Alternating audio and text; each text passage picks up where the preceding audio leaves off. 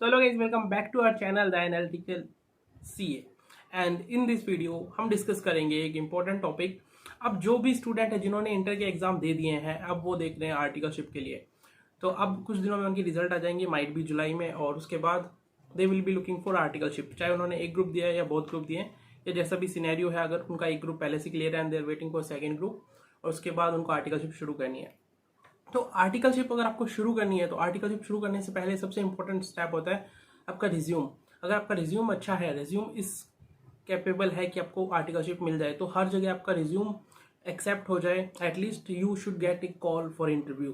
तो resume preparation is one of the most important thing you should focus while preparing for articleship या job, जैसा भी आपको करना है। अब इस रिज्यूम प्रिपरेशन से रिलेटेड कल रात जब मैंने लिंक्डइन स्क्रॉल किया, I found a very insightful post by our sir C Gaurav Agrawal, and इसीलिए मैं उसको शॉर्ट में डिस्कस करूंगा वेरी समराइज्ड मैनर में। And you should also follow him for more such updates, and it is very insightful, otherwise I would have not made a video on that. एंड उन्होंने pointers में काफ़ी अच्छे से cover किया इसको, ABCD करके उन्होंने कुछ पॉइंट्स बना के डाले हैं। तो चलिए डिस्कस करते हैं उस पोस्ट में उन्होंने क्या क्या पॉइंट्स कवर किए थे और जो आपको ध्यान देने हैं आपका रिज्यूम बनाते टाइम या रिज्यूम। तो guys let's start with a first point. देखो, सबसे पहले उन्होंने डूज डाले हैं। डूज क्या होने चाहिए आपका रिज्यूम प्रिपरेशन करने के लिए जब आप एक CA फॉर्म में ट्राई कर रहे हो as your articleship for your articleship. सबसे पहले उन्होंने बोला है, देखो, जब भी आप अपनी हाईलाइट करेंगे अपनी एजुकेशन क्वालिफिकेशन जो आपने किया है, अपने इंटर क्लियर किया है कोर्स आर्टिकलशिप लेने के लिए, या फिर BCom किया हो, या जो भी आपने कोई कोर्स वगैरह भी किया है, तो वो भी उसमें आप डाल सकते हो। फर्स्ट पॉइंट होता है आपकी प्रोफेशनल क्वालिफिकेशन आपको डालनी है, उसमें एकेडमिक भी डालनी है।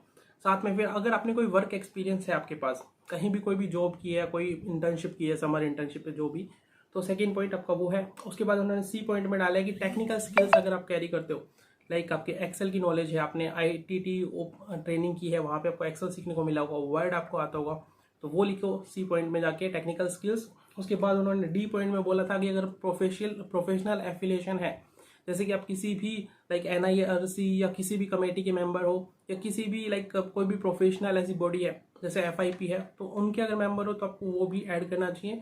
तो वो आपको दिखाता है कि आप सोशली कितने इन्वॉल्व हो इन चीज़ों में।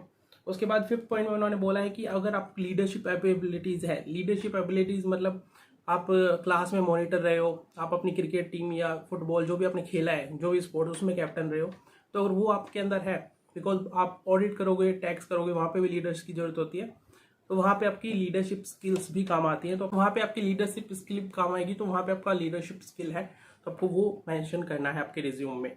उसके बाद नेक्स्ट पॉइंट है कैरियर ऑब्जेक्टिव को काफ़ी ब्रीफली लिखना। जो भी जिस पर्पज़ के लिए आप आर्टिकलशिप में जाना चाहते हो उसको लिखो अच्छे से, समराइज शॉर्ट से शॉर्ट तरीके में लिख पाओ, लिख देना। उसके बाद उन्होंने G पॉइंट में डाला है, हाँ, ऐसा रिज्यूम बनाना कि हर फर्म में फिट हो जाए, जो ऐसा कोई स्पेसिफिक नहीं बनाना पड़े कि आप कोई ऐसे वर्ड यूज मत करो उसमें कि ऐसा लगे कि एक पर्टिकुलर रीजन के लिए, जैसे कि Big 4 के लिए डाल दिया कि I am oriented for Big 4, तो फिर वो बाकी फर्म में आप नहीं यूज कर पाओगे। तो इट इज लाइक समथिंग कि हर फर्म के लिए फिट हो जाए, ऐसा रिज्यूम बनाओ, ऐसे स्पेसिफिक वर्ड यूज ना करने का ट्राई करना। उसके बाद उन्होंने एक बोला है कि अपने रिज्यूम की प्रूफ रीडिंग जरूर कर लो, बिकॉज आपसे कुछ भी क्वेश्चन पूछा जा सकता है कहीं से भी, ठीक है। तो अगर आपको वही चीज़ें पता नहीं होगी जो आपने खुद ने लिखी हैं, ऑल्दो आपने खुद ने लिखी होगी, कॉपी पेस्ट नहीं की होगी, फिर भी एक बार रीडिंग उसकी अच्छे से आपको होना चाहिए। जो भी आपने रिज्यूम में लिखा है वो आपको पता होना चाहिए डीपली, ठीक है। उसके बाद आप रेफरेंसेस डाल सकते हो जिनके साथ आपने काम किया, मेंटर्स, सीनियर्स, बट उनकी परमिशन ले लेनी चाहिए पहले, बिकॉज वो एक रिलायबिलिटी हो जाती है कि अगर इसने नाम डाला है और इनने कॉन्फिडेंस से डाला है, वो चेक नहीं भी करे, शायद ही करे चेक, तो ठीक है, वो करते भी नहीं है, बट आपने नाम डाल दिया तो बहुत बड़ी बात हो जाती है, तो उसमें काफ़ी रिलायबिलिटी बढ़ जाती है, बट उनसे परमिशन लेना जरूरी है। एंड लास्ट में उन्होंने बोला है प्रोफेशनल फॉर्मेट, मतलब क्लीन, सिंपल एंड सोबर रखना चाहिए अपने रिज्यूम को। ज़्यादा कलर्स वगैरह भी यूज़ ना करें, एक सिंपल फॉर्मेट में अपनी एजुकेशन वगैरह डालें, सबसे पहले नेम वगैरह, फिर करियर ऑब्जेक्टिव, फिर एजुकेशन डालें। उसके बाद अगर आपके कोई भी अटेनमेंट है, प्रोफेशनल एक्म्पलिशमेंट सर्टिफिकेट वगैरह है, वो डालें। This is all and it is very insightful, और सर ने जो कुछ पॉइंटर्स में इसको कवर किया, दैट इज़ लिटरली इनक्रेडिबल। और आप ऐसे ही मोर अपडेट्स के लिए सर को फॉलो कर सकते हो।